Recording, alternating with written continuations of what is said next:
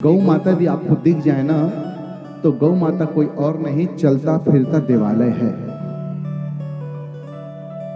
33 कोटि देवी देवता के दर्शन करने के लिए आपको 2500-2600 किलोमीटर आने की जरूरत नहीं। आप गौ माता को प्रणाम करो, समझो आपने 33 कोटि देवी देवता को प्रणाम कर लिया। और गोपाल को खोजने के लिए आपको गोकुल जाने की जरूरत नहीं है, क्योंकि भगवान कहते हैं गावों मध्य वसाम्य हम। यदि मुझे खोजना है तो वृंदावन तो जाओ दर्शन के लिए मेरे स्वरूप का, लेकिन मुझे सच्चे में खोजना है तो गाय के बीच में मैं रहता हूं। गावों मध्य वसाम्य हम। अब सोचो, जो 33 कोटि देवता गाय में वास करती है, आज कलयुग में गौ माता की कैसी दुर्दशा है। जिसको सड़क में होना चाहिए भैया, वो तो घर में गद्दे में सो रहा है, और जिसको घर में होना चाहिए वो सड़क में भूखे मर रही है।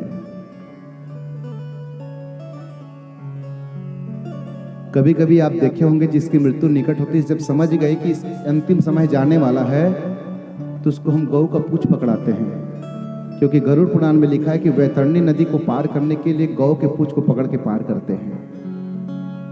अब गौ है नहीं, अब गौ की जगह कौन ले लिया, तो समझ गए होंगे मेरे इशारे को, है ना। क्योंकि मुझे मालूम है कि मेरे भागवत परिवार छत्तीसगढ़ के लोग बड़े ही समझदार हैं, संकेत को समझ जाते हैं। तो जब परिवार में किसी का ऐसा समय आए ना, तो पकड़ाना उसके पूंछ को, प्रेम से कहो श्री राधे, और बताना कौन सी नदी पार करते हो। क्योंकि गरुड़ पुराण में हमने वैतरणी नदी सुना है, जो गौ के पूंछ को पकड़ के पार करते हैं। यही तो हमारी सबसे बड़ी दुर्दशा है भैया। जहां देवता वास करते हैं वो रोड में दिखते हैं, और जहां राक्षस वास करते हैं वो गद्दे में दिखते हैं। मैं तो कहा भी करता हूं, मैंने कई बार कहा, हर कथा में कहता हूं, क्योंकि बंधुओं विप्रधेन सुर संत हितः लिन्न मनुज अवतार। विप्र ब्राह्मणों की रक्षा, गौ की रक्षा के लिए, संत की रक्षा के लिए परमात्मा अवतार लेते हैं। और परमात्मा कह दिए कि गाओ मध्य वसाम्य हम, मैं गायों के बीच में वास करता हूं।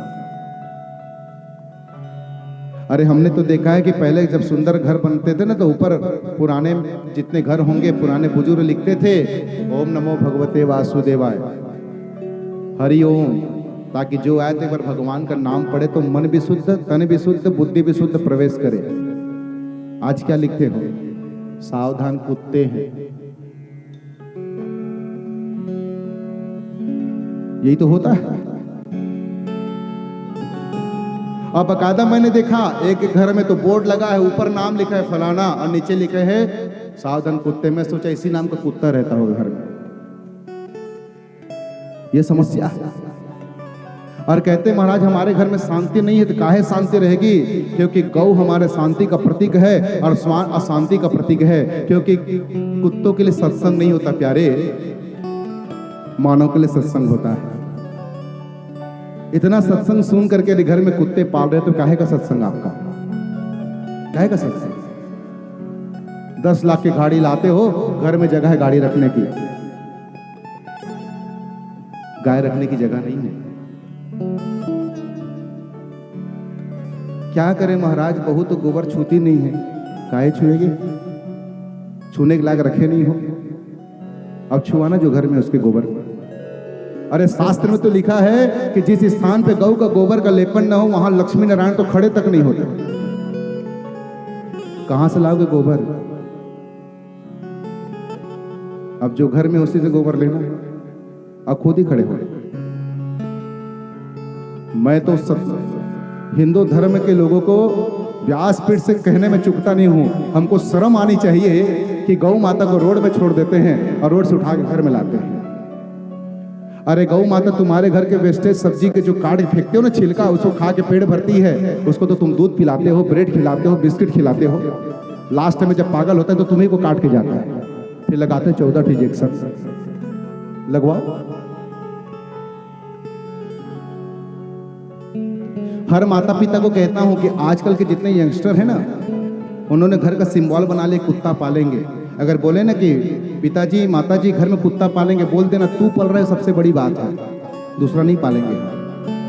जो ऐसा बोले कुत्ता पाले, बोले ना संतान, उसको बोल देना कि बेटा कुत्ता मत पाल, तू पल रहा है, सबसे बड़ी बात है।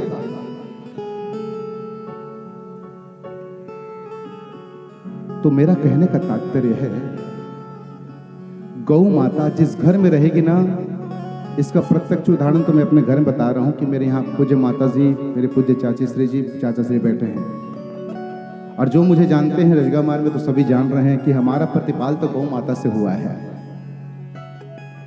वे भले ही कभी कुछ वश में आकर कुछ बोल दे अलग बात है, लेकिन आपको सच बताऊं, आज मेरी माँ को भी मैं स्पष्ट कर दूं कि भले मैं गुस्से में कभी कुछ बोल दूं, कभी गौ माता मेरे पुराण को, मेरे रिजल्ट को खा जाए तो गुस्सा ही जाएगा, लेकिन सच्चे मन से कहूं तो गौ माता घर में है तो हमारे घर में बड़ी शांति, और फक्र से कहता हूं कि हम गौ पालन करते हैं। और मेरे घर में कोई एक दो गाय नहीं है, कम से कम 11 से 12 गाय हैं। प्रेम से कहो श्री राधे।